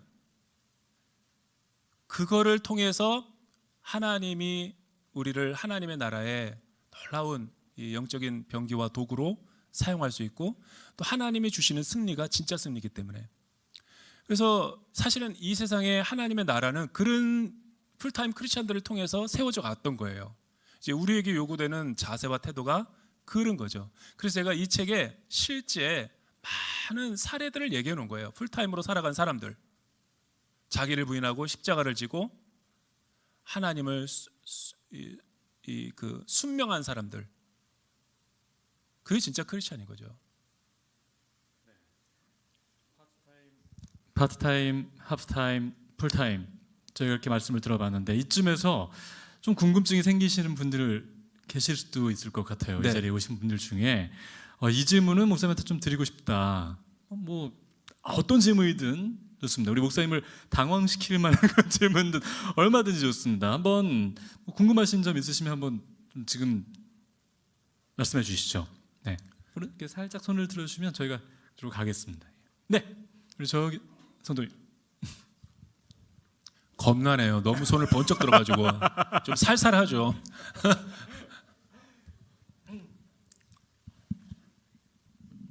예, 안녕하세요. 저 정종택이라고 합니다. 네. 그리고 우리 목사님하고 키가 비슷해서 그 세대의 그 느낌을 갖는 사람 중에 한 사람입니다. 제가 그 여쭤보고 싶은 얘기는 저는 사실은 그 온누리교회 오기 전에 있던 그 교회에서 예배당 안을 갔다가 교회고 예배당 바깥을 갔다가 세상으로 그렇게 알고 그런 신앙을 갖다가 생활을 해왔던 사람 중에 한 사람이에요. 그래서 그때 생각할 적에 하나님의 말씀이라면 성경에 있는 말씀만 가지고서 그게 말씀인 줄 알고 살았고 심지어는 그럼 우리가 내가 생활하는 게 이스라엘 그때 성경 시대 쪽에 그 말과 그런 행동과 그런 것을 해야만이 하나님의 그 사람으로 사는 건가 하는 그렇게까지 그 의심을 가졌던 사람 중에 한 사람입니다. 그래서 제가 사실은 저 목사님 책을 저희는 세종에서 받았을 적에 좀 다 읽고 오늘 좀 말씀을 나누려고 그랬었는데 제가 쭉 읽다가 들었던 그 의문점은 세상 얘기를 하시더라고요. 그러면은 세상이라고 하는 그 개념 자체가 우리가 아직까지도 진짜 말 그대로 예배당 바깥을 갔다가 세상으로 생각하는 경우가 많아요. 많고 그리고 하나님 일이라고 한다고 그러면은 세상 일이라고 한다고 하면 내가 지금 하고 있는 사업이 세상적인 일인가?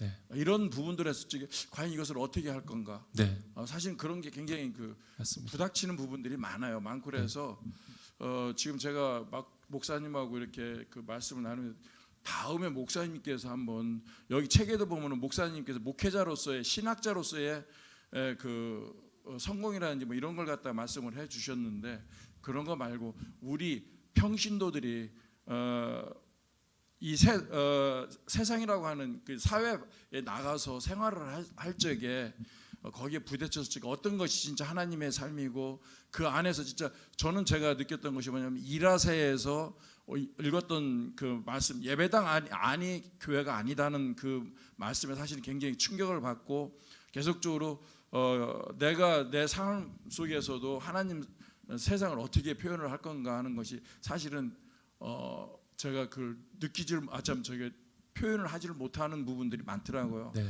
그러니까 전에 제가 한국의 기독교는 기독교적인 기독교가 아니라 유교적인 기독교라고 하는 그런 바탕하에서 교육을 받았다는 그런 생각이 굉장히 많이 들어서 근데 앞으로 목사님께서 저희들의 살아가는 일반 사회에서 살아갈 적에 거기에서 어떻게 하면은 우리가 하나님 나라를 세울 수 있는 건가 아니면 진짜 성령 충만하다고 그러는데 그럼 어떤 일이 부딪히게 된다고 하면 그 자리에 앉아가지고 금식기도 하고 나서 그다음에 일을 해야 되는 건지 네네네. 무슨 말인지 이해했어요. 이해하시겠어요? 네네네. 표현을 잘 못하더라도 표현은 잘 못하는데 내가 예, 집사님의 하여튼 뭐 마음을 감사합니다. 읽었어요. 뭐 말하려는지 세 가지인 것 같은데 첫째는 세상 그런데 세상이 너무 혼돈스럽다. 어쩔 때는 세상을 악하게 보고 또 어떤 때는 세상을 뭐 구해야 된다 그러고. 근데 여러분 성경에 나오는 이 레토릭 그러니까 수사적인 표현의 그 뉘앙스를 문맥을 통해서 확인할 수밖에 없어요. 예를 들면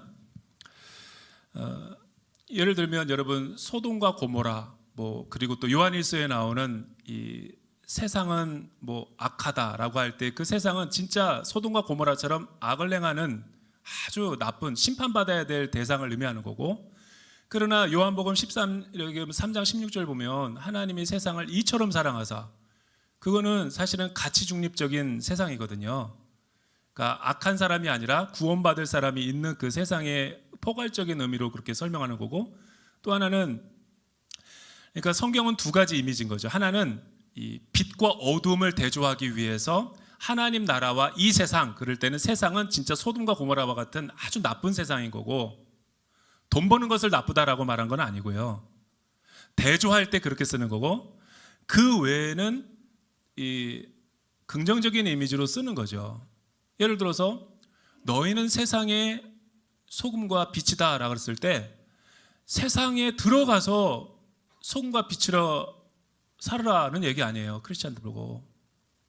만약에 예수님이 이 세상을 다 그렇게 악하게만 봤더라면 어떻게 하늘 보좌를 버리고 거룩하신 분이 말구유의 겸손으로 이 땅 가운데 세상에 오고 세상의 육신의 모습을 입고 올 수 있겠어요.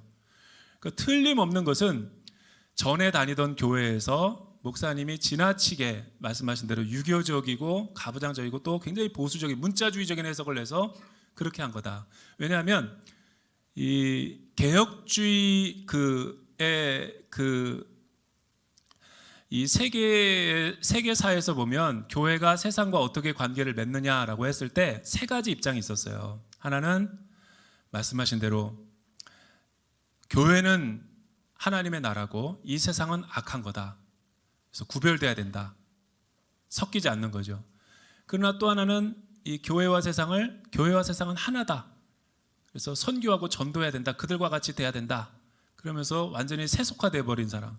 그러니까 이 교회 안에서만 교회가 아니라 정치, 경제 또 민주화 운동 이렇게 시민단체를 통해서 촛불을 들어가지고 세상을 변혁시켜야 된다. 그렇게 했을 때는 다 보면은 세상 사람들과 동화되어 버려서 정체성을 잃어버린 경우도 많죠. 그런데 우리 예수님이 가르쳐준 성육신적인 모델에 의하면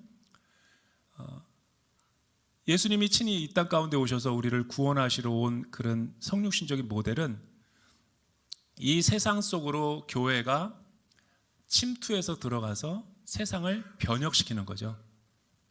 그게 세상의 소금과 빛의 사명으로 우리를 부르신 목적이라는 거죠. 그러니까 제가 이 책에서 쓴 거는 하나님 나라의 제자도 풀타임 크리스찬이에요. 원제가. 제목이 너무 길어서 하나님 나라를 빼자. 하나님 나라의 제자도가 풀타임 크리스찬인 거죠. 그러니까 왜 의도적으로 그렇게 썼냐면 교회 안에 제자도를 말하는 게 아니에요. 이 풀타임 크리스찬은 교회 안에뿐만 아니라 우리 한국 교회가 욕을 얻어먹는 게 지금 교회 안에서는 잘해요. 어떻게 집사 받고 권사 받고 장로 받는지는 다 알아요. 그러나 문제는 교회를 나가면, 축도가 끝나고 파송해서 나가면 완전히 세상의 방식으로 살아가는 거잖아요. 그러니까 교회와 세상을 구별되게 살아가는 거죠. 저는 그런 거를 그게 복음이라고 생각하지 않고 하나님 나라의 제자도, 즉 하나님의 나라는 온 세상을 창조하신 그 하나님이 계시고 이 세상과 피조세계와 교회도 그 일부분이다. 그래서 교회뿐만 아니라 정치, 경제, 사회, 문화, 우리 크리스천들이 가는 곳만 모든 사람들이 하나님의 주권을 인정하는 그곳이 하나님 나라가 임한다라는 절대 주권을 선포하고 있는 거죠. 어떤 금융인이 그 금융가에서, 여의도에서 하나님의 정체성이 분명해서 그곳에서 일하면 그곳이 하나님의 나라인 거예요. 어떤 교육가가 학교에서 학교가 하나님 나라가 되는 거죠. 근데 만약 그 사람이 아유 힘들어, 빨리 교회 가고 싶다, 교회가 피난처고 교회가 쉘터야, 그러면 그 사람은 여전히 이 교회를 그런 이원론적으로 보고 있는 거죠. 풀타임 크리스찬은 그런 하프타임이나 파트타임이 아니라 언제 어디서나 이 절대 주권을 인정하고 하나님과 동행하는 크리스찬을 말하는 거죠. 네, 목사님 답변. 예, 우리 한 분 또 이렇게 손 드신 분 계십니다. 예. 말씀해 주시죠.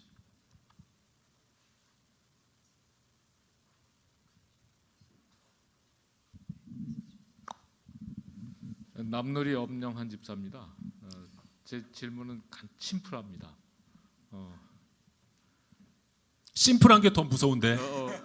제가 드리고 싶은 질문은 풀타임 크리스찬의 가치 판단의 기준을 어디다 둬야 하느냐는 겁니다. 제가 작은 교회에서 출장 가서 예배 드릴 때 참 은혜가 됐던 마지막 그 자막의 멘트가 이거였습니다. 예배가 끝났습니다. 이제 삶의 예배가 시작됩니다.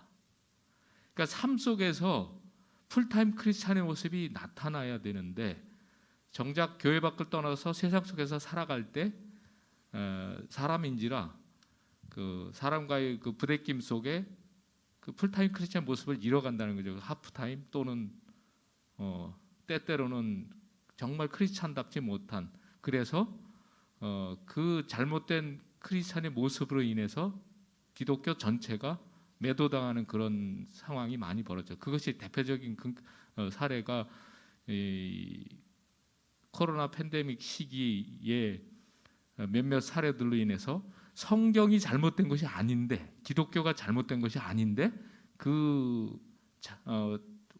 잘못된 모습을 지닌 크리스찬의 모습 때문에 성경을 믿지 않는 또는 크리스찬이 매도된 그런 사례들 많이 봅니다. 좋은 질문이에요. 거기서 그런데 또 한 번 더 생각해야 될 것이요. 풀타임 크리스찬의 모습 중에 원수까지 품어야 되고 또 상식적인 선을 넘어서 인내해야 되는 그런 순간들이 있었는데, 예수님께서도 성전을 더럽힌 사람들을 독사의 자식들이라 화를 냈습니다. 그럼 어떤 것이 정의를 지키는 것인지 헷갈린다는 겁니다. 네. 어떤 것이 모습이 풀타임 크리스찬의 모습인 것인지 그걸 알고 싶습니다. 일단은 정리가 좀 필요한데, 파트타임은 뭐냐면 인생의 주도권을 인정하지 않는 사람을, 그러니까 하나님이 우리 인생의 주인이다라는 것을 인정하지 않는 사람을 저는 파트타임으로 분류했고요. 두 번째는, 그러니까 이런 사람의 특징은 하나님을 주인으로 모시지 않고 자기가 주인이기 때문에 모든 이 결정과 주도권을 자기가 갖고 자기 중심적으로. 그리고 하프타임은 조금 더 이거보다 더 나아가지고 우리가 구원을 받긴 받았지만 이 세상과 부딪히면서 자꾸만 하나님 아닌 다른 것을 이제 우상과 세상의 유혹 가운데 현혹돼서 마음이 이것이냐 저것이냐 흔들리고 있는 사람들인 거죠. 두 주인을 섬기고 있는 거예요. 그러니까 사실은 하나님과 진리의 편에 서지 못하고 계속 우유부단하고 이 가치관의 어떤 혼란 가운데 있는 거죠. 그러나 풀타임 크리스천은 뭔가 제가 말했지만 자기 어떤 사람이 길을 지나가는데 보화를 발견하고 그 밭 전체를 집으로 가서 자기 재산을 팔아가지고 그 밭 전체를 샀더라. 그러니까 밭 전체를 샀다라는 말이 뭐냐면 소유권을 다 완전히 하나님 앞에 의탁했다라는 거예요. 소유권이 뭔지 아세요? 여러분, 소유권이라는 것은 우리의 삶의 모든 것을 하나님의 것으로 인정하는 사람이 풀타임 크리스찬이라는 거예요. 물질, 시간, 모든 것, 생각, 마음, 나의 모든 것은 하나님께로부터 왔으니 하나님 것입니다. 근데 이게 우리는 되게 쉬울 것 같지만 쉽지 않아요. 왜냐하면 믿음의 순종이 있어야 되거든요. 그러니까 여러분, 예수님도 말씀하셨잖아요. 자기를 부인하는 것까지는 파트타임 크리스찬이에요. 십자가가 있는 것까지는 하프타임 크리스찬, 이제 십자가를 선택할 것인가 말 것인가. 그러나 십자가를 통과했음에도 불구하고 순종할 것인가 말 것인가, 소유권을 주님 앞에 드릴 것인가 안 드릴 것인가가 풀타임 크리스찬이가 아닌가의 기준이 되는 거죠. 그래서 여러분, 진짜 무서운 사람은 풀타임이 누구냐라고 그랬을 때 모든 것을 맡기는 거예요, 하나님 앞에. 그리고 하나님이 뭐 사랑과 공의라고, 어쩔 때는 사랑을 강조하면서 어떨 때는 독사의 자식들아 이러는데, 은혜와 진리의 하나님이신 거죠. 하나님의 성품 가운데 하나님은 은혜의 사랑의 성품도 있지만 동시에 동전의 양면처럼 우리는 자꾸만 분리가 하죠. 우리는 늘 사랑이 있으면 사랑만 있어야 되고 심판은 없어야 되고, 그러나 하나님은 우리처럼 그렇게 단면적이지 않습니다. 다이아몬드의 여러 면처럼 입체적이에요. 그렇게 입체적인데도 하나님은 혼동되지는 분이 아니에요. 완전하신 분이죠. 우리의 기준으로 자꾸만 하나님의 성품을 판단하려면 그게 자꾸만 안 되는 것처럼 보이지만 하나님은 돼요. 사랑이시면서 공의로울 수 있어요. 여러분, 바리새인 사람들은 하나님의 말씀과 다 알고 있었어요. 그런데 순종 안 해. 그러니까 독사의 자식들이라고 그러는 거죠. 알고도 행하지 않으니까. 그러니까 하나님은 사랑과 동시에 공의로 우리를 용서하시고 구원하신다. 그런데 이 모든 것을 다 초월하는 사건이 있었어요. 그게 십자가 사건이죠. 십자가 안에는 사랑과 공의가 다 충족된 사건이에요. 그래서 예수님을 믿으면, 우리가 온전하게 믿으면 풀타임이 된다. 그러니까 어떻게 실행할 수 있는가? 순간순간마다 우리도 직면할 거예요. 가정에서, 직장에서, 자녀와의 관계에서, 돈의 유혹에서, 성의 유혹에서. 왜 직면 안 해요? 다 하죠. 그때 내가 어떤 판단을 할 것인가? 여러분, 소유권을 다 넘기는 사람은 주도권과 우선순위와 소유권 안에 다 들어가 있는 거예요. 아니, 소유권이 뭐예요? 내 삶은 다 주님의 것입니다. 이런 사람은 세상에 감당 못하는 거죠. 근데 우리는 자꾸만 소유권을 안 드린다고요. 내 거라 그러고.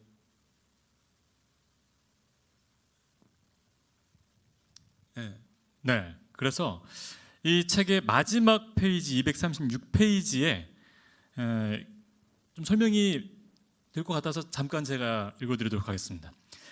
파트타임 크리스천은 부분적으로 하나님을 신뢰하기에 아직도 삶의 주도권이 자신의 것이라고 믿는 자들이었다. 하프타임 크리스천의 모습은 하나님을 신뢰하지만 동시에 세상의 욕심을 내려놓지 못하는 이중적 모습이라고 설명했다. 마지막으로 풀타임 크리스천은 하나님 나라의 제자도를 의미한다. 비범한 풀타임 크리스천은 교회 안에서만이 아니라 일상 속에서 하나님 나라의 주권을 인정하고 매일 은혜 아래 살아가야 한다. 이 문장이 이 책의 마지막 문장이었습니다. 네.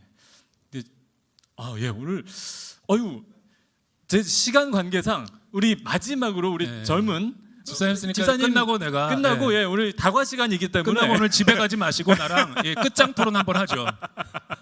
네. 여기 우리 청년이 우리 있으니까. 청년 마지막으로 한번 질문 들어보도록 하겠습니다.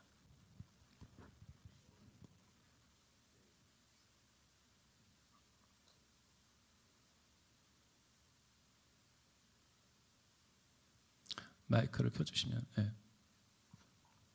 됩니다.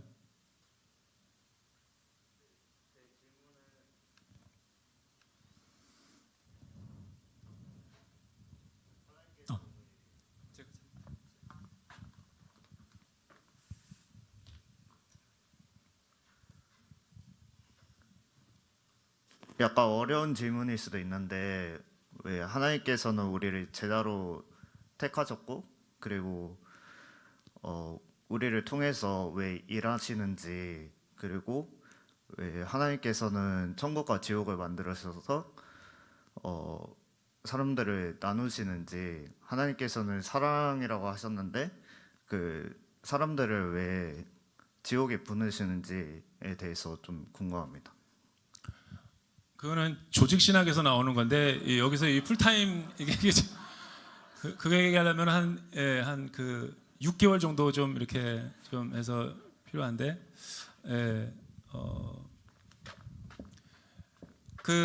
그거에 대한 답변은 제가 다 할 수는 없고요. 개인적으로 오면 제가 책도 추천해 줄 수 있고 조금 더 구체적으로 가르쳐 줄 수 있다니까. 여기 대학부죠? 예. 대학부 교육자가 누구예요? 도대체 어떻게 가르쳤길래가 아니라 사랑합니다. 축복합니다. 형제님을 제가 축복합니다. 진짜. 왜냐하면 되게 좋은 질문이거든요. 그런데 우리는 자꾸만 이 에덴에서 추방된 다음에 이 현상적인 이 세상에서의 모습 속에서 선하다, 악하다. 그리고 하나님은 천국과 지옥을 만들어 놨고 누구를 이렇게 보내기로 하셨다. 뭐 이렇게 여기까지 이렇게 이런 틀거리로 이렇게 이해하기 쉽지만 그래서 사람들이 하나님이 살아계신가 살아계시지 않는가 이 존재 증명을 할 때 주로 쓰는 거죠. 하나님은 사랑이시면서 어떻게 그 사람을 심판할 수 있고 어떻게 하나님이 살아계시다면 사랑이신 하나님, 선하신 하나님이면 하나님이 창조한 세계가 이렇게 악이 창궐하고 아프리카에서도 수많은 사람이 에이즈와 기아로 죽을 수 있는가라고 질문을 하잖아요. 그런데 여기서 우리가 알아야 될 게 뭐냐면 그 자유의지와 이 선의 개념의 문제인데 굉장히 어렵죠. 본인이 어렵다고 했으니까 어려운 질문이니까. 그런데 이거를 하나님이 이 세상을 통치하시고 다스리는 경영 방식을 줄여가지고 신정론이라고 그래요. 전문 용어로. 그런데 하나님의 신정론에 대해서 논할 때 주의해야 될 게 뭐냐면 하나님을 믿지 않는 무신론자들의 신정론의 이 논리가 있어요. 그러나 성경의 틀 안에서 유신론자들의 신정론이 있죠. 그러니까 두 가지가 구분된다는 거예요. 근데 지금 말한 우리 청년의 질문은 성경 안에서의 신정론을 이야기하는 게 아니라 세상의 세속적인 철학자들의 논리를 가지고 지금 질문하기 때문에 우리가 거룩한 충격에 빠지는 거죠. 이 논리로 계속 질문하자면 여기 굉장히 한 24시간 토론해도 이거는 답이 안 나와요. 그러나 이 성경 안에서의 신정론으로 이야기하면 답은 간단합니다. 왜냐하면 하나님은 우리에게 세상을 창조하실 때 하나님의 형상을 따라서 자유의지를 주셨고 또 하나님이 어떤 이 말씀의 권위인 선악과의 기준을 놓았는데 자유의지는 하나님이 우리를 로봇으로 기계로 만들지 않고 자유를 주셨기 때문에 하나님을 우리가 진짜 사랑할 수 있고 인격적인 관계를 맺을 수 있는 거지. 만약에 하나님이 로봇과 기계로 우리를 창조하셨다면 천국과 지옥 개념도 없고 뭐 우리가 타락할 이유도 없었겠죠. 그러나 중요한 것은 그런 소설이 아니라 하나님은 우리를 창조하실 때 언약의 설교회도에 따라서 그분의 완전하신 계획에 따라서 언약으로 우리를 그렇게 창조하셨는데 그 언약의 핵심이 뭐냐면 하나님의 형상대로 우리를 자유의지를 가지고 이 세상을 통치하고 다스리도록 그렇게 설계하셨다는 거예요. 그런데 여러분 자유의지가 우리가 별거 아닌 거라고 생각하지만 그러니까 창세 전에 자유의지를 가진 하나님의 피조물이 하나님을 경외하고 예배하는 것이 다 완전했어요. 그런데 자유의지를 가진 어떤 한 이 죄가 들어오고 나서 그 타락한 천사가 아담과 하와를 꿰어서 결국은 하나님을 반역하게 만들고 불순종하게 만들었다는 거죠. 그리고 에덴에서 추방해서 우리를 하나님은 구원하시기 위해서 이 구속사의 역사를 써나가게 하셨다. 이 땅에서의 짧은 삶은 7, 80이지만 이 죽음 이후에 영원한 믿음의 세계, 영혼의 세계가 있다라는 것을 우리에게 이야기해주고 있는 게 언약의 스토리란 말이죠. 그런데 여러분 이런 관점에서 세속적인 무신론자들의 논리를 들어보면 두 가지를 제가 반론할 수 있어요. 그들은 하나님이 없다고 그러고, 우리는 자유의지로 창조함을 받지 않았다고 그러고, 그리고 이 세상은 악하다고 그러고 이야기하지만, 그들이 그렇게 하나님에 대해서 반론하고 의심하고 존재하지 않는다라고 말할 수 있는 근거는 어디 있죠? 그것 또한 자유의지를 가졌기 때문에 그런 질문을 할 수 있는 거잖아요. 두 번째는 그들이 악하다라고 생각하는 그 악함의 기준은, 악의 기준이라는 것은 선한 것이 있어야지만이 악의 개념이나 반대 개념으로 나오는 건데, 그들이 악하다라는 개념은 어디서 나온 거죠? 이것까지만 하더라도 사실은 그들의 논리가 궤변이라는 걸 우리가 쉽게 알 수 있죠. 그러나 그보다 더 궁극적인 해답을 알려면 성경 안으로, 언약 안에서 보면 훨씬 더 명쾌해지고 쉽게 이해가 된 거죠. 성경은 이야기하기를 우리가 왜 이렇게 왜곡된 관점과 우리의 이성으로도 하나님을 올바로 이해하지 못하고 하나님을 예배하지 못하는가? 지금 우리의 이성은 완전하지가 않아요. 거듭나지 못한 영혼과 이성이기 때문에 불완전한 거죠. 지금은 부분적으로 보고 부분적으로 알지만 그날에는 다 얼굴과 얼굴을 맞대는 것처럼 완전하게 볼 수 있다는 거잖아요. 뭐 두 가지예요. 제가 보기에는 우리도 다 완전하게 알 수는 없지만, 무신론자들이라고 해서 다 명쾌한 거 아닙니다. 얼마나 어리석은 함정들이 많은데요. 못은 투성이에요. 그러니까 진화론이지 과학이 아니라고요. 근데 우리는 세상의 논리는 과학처럼 여기고 성경의 이론은, 창조론은 마치 하급 취급하는데, 그거는 균형 잡힌 이론이 아니죠. 네, 자, 풀타임 크리스천 관련한 또 이야기, 그리고 우리 독자 여러분들, 성도님들의 질문까지 해서 정말 시간이 정말 빠르게 네. 지나갔습니다. 예, 그래서 이 책에 정말 수많은 사례와 내용들과 인용이 되어 있어서 여러분들이 읽으시면 파트타임, 내가 어느 위치에 있는가도 확인하실 수 있고, 또 풀타임을 어떻게 살아야 할 수 있는가도 확인하실 수 있을 것 같은데요. 이제 저자들을 이제 만나 보면 책을 내고 나서 항상 아쉬움이 남는다고 하시더라고요. 이 한 권의 모든 내용을 다 담기가 어렵기 때문에 그런 이야기들 하시는데, 우리 목사님 책 쓰시고 좀 아쉬운 부분? 네, 이 책 추천사 쓰면서 뭐 이미 뭐 세계적인 베스트셀러 뭐 강준민 목사님, LA 새생명 비전교회 담임 목사님이 그 고장에 기쁘게 추천사를 써주면서 이런 이메일을 보내왔더라고요. 목사님, 글을 쓴다는 것은 옥고를 치르는 것이고 산모가 아이를 낳는 것과 같습니다. 너무 고생하셨죠? 그 말을 듣는데 그냥 눈물이 핑 돌았어요. 애를 낳아보지도 않았는데 그 말이 정말 이 글을 써본 사람만이 작가의 마음을 아는구나. 그 말 한마디가 그냥 모든 걸 다 지워버리더군요. 글 감옥에 있었습니다. 너무너무 쉽지 않은, 한 문장 한 단어가 사실은 그렇게 쉬운 게 아니었고요. 아쉬웠던 것은 다 담을 수 없기 때문에 사실은 풀타임 크리스찬의 모습을 22년도 8월 달에 소천하신 정말 우리 한국 교회 여성의 정말 기라성 같은 분이죠. 주선혜 교수님, 우리는 피상적으로 알지만 그분의 생애를 여러분 더듬어 가다 보면 놀랄 일이 되게 많아요. 그분이야말로 정말 풀타임 크리스찬인데, 제가 그분에게 들은 이야기와 자서전 내용들이 되게 많은데, 빛과 소금의 이승현 편집장이 글을 써달라고 해서 제가 22년도 8월에 글을 써드렸어요. 근데 그거를 여기다가 담고 싶었는데 못 담은 게 아쉬워요. 이미 뭐 돌아가신 분이지만, 그 사실은 주선혜 다음에 이제 아쉬운 거는 다음에 쓰라는 것으로 알고, 주선혜 교수님에 대해서는 제가 조금 더 깊이 있게 다루면서 쓰고 싶어요. 네, 다음 계획도 이렇게 말씀해 주셨는데, 지금 새롭게 알면 보인다 시리즈가 많이 남아 있는데 심지어 또 새로운 주제가 이렇게 또 나왔네요. 예. 한쪽에는 6권, 한쪽에서는 지금 이스라엘도 써야 되고, 한쪽에서는 지금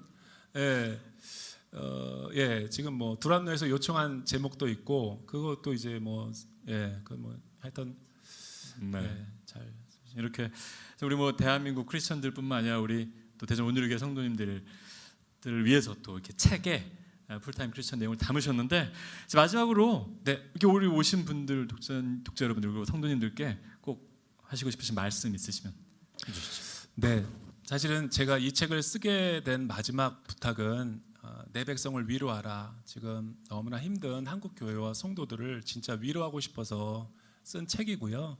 격려하고 싶어서 끝까지 이 믿음의 순례길을 포기하지 말자라고 쓴 거고요. 그리고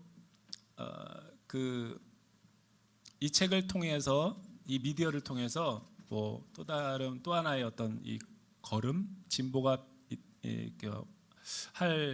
하고 싶은 바람이 있다면 저는 이런 걸 해보고 싶어요. 독서 클럽을 하나 좀 만들고 싶고요. 대전 온누리교회에서 또 하나는 유튜브를 하나 좀 만들고 싶어요. 그래서 이 5만 개 교회가 있는데 예전에 라준성 목사님은 뭐 탑차 교회에서 사가지고 버스 끌고 다니면서 뭐 지방 반방 곡곡을 다니면서 워십 투어를 했잖아요. 저는 풀타임 크리스천 투어를 하고 싶어요. 지쳐 있는 파트타임, 특히 이제 이 책의 주 대상은 300만의 그 가나안 성도들을 위로하기 위해서 쓰여진 부분도 있어요. 하프타임에 머물죠. 누구도 위로해 줄 수 없고 하나님은 좋지만 교회는 싫은 상처받은 영혼들. 요즘엔 신조어로서 이런 용어를 쓰더라고요. SBNR 크리스천. SBNR이 뭐냐면 spiritual but not religious. 영적인 것을 좋아하지만 그러나 종교적인 제도는 싫은. 그게 미국에서 가나안 성도의 번역이에요. 미국 교회에서는 그거를 둥둥 떠다니는 표류하는 크리스찬이라서 플로팅 크리스찬이라고 그래요. 근데 우리 한국은 안나가를 뒤집어 가지고 가나안 성도라고 그러고, 이 세 가지가 다 사실은 이 하프타임 크리스찬에 해당되는 거거든요. 이분들을 만나서 모든 교회를 만나서 제가 기도해주고 싶고 응원해주고 싶고 그들의 또 풀타임 크리스찬을 찾아가지고 하는 코너를 만들어서 인터뷰도 좀 해보고 싶어요. 당신이 아는 풀타임 크리스찬은 누구냐? 찾아가지고 맛집 코너 이렇게 다니듯이 저 뒤에 우리 주원이 있는데 주원이랑 같이 조금 아빠랑 방방곡곡을 돌아다니면서 이런 사람을 주원이는 찍고 나는 인터뷰하고 해서 이렇게 부자간의 유튜브를 좀 만들고 싶다라는 게 비전 아닌 비전이었습니다. 자, 이렇게 풀타임 크리스천으로 정말 목사님께서 말씀으로 전하시기 때문에 이런 또 소중한 시간을 통해서만이 또 이렇게 선생님과 교제도 하고 네, 오늘 오늘 되게 개인적인 좋네요. 얘기 할 수 있지 않나요? 되게 좋네요. 좋죠. 훨씬 우리 예배드리지 말고 앞으로 이렇게 정기적으로 좀 만나서 토크를 우리 정례화하도록 하죠. 책을 계속 쓰셔야겠습니다. 예. 책은 뭐 이렇게 풀타임 크리스천으로 저희가 5시 35분부터 시작을 했는데 벌써 1시간 30분이라는 시간이 지났습니다. 오늘 굉장히 긴 시간이었지만 짧게 느껴진 그런 북 콘서트 시간이었고요. 오늘 이렇게 1시간 30분 동안 함께해 주신 김상수 목사님께 다시 한번 감사의 박수 부탁드리겠습니다. 감사합니다. 여러분 축복합니다. 자리에 와주셔서 감사합니다. 네. 자, 오늘 이게 1부였습니다, 여러분. 이게 1부였고요. 2부 순서는 목사님 저기서 이제 저쪽 앞에 바로 저희 예배당 바로 뒤쪽에 나가시면서 사인회가 또 준비가 돼 있고 아래층 5층으로 가시면 또 맛있게 준비된 다과와 또 이야기를 충분히 나눌 수 있는 그런 시간이 준비되어 있습니다. 2부입니다. 그래서 여러분들 그냥 가지 마시고요. 이렇게 책과 함께 또 여기 오신 우리 독자 여러분들, 성도님들과 함께 교제하시면서 좋은 시간으로 마무리하시면 좋겠습니다. 우리 정종대 집사님 아까 못 하신 질문 밑에서 또 질문하시면 될 것 같습니다. 자, 오늘 함께해 주신 여러분 너무 감사드리고요. 1시간 반 동안 정말 너무 즐겁고 뜻깊은 시간이었습니다. 자, 김상수 목사님의 풀타임 크리스천 북 콘서트 여기까지 하도록 하겠습니다. 나와주시면 감사합니다.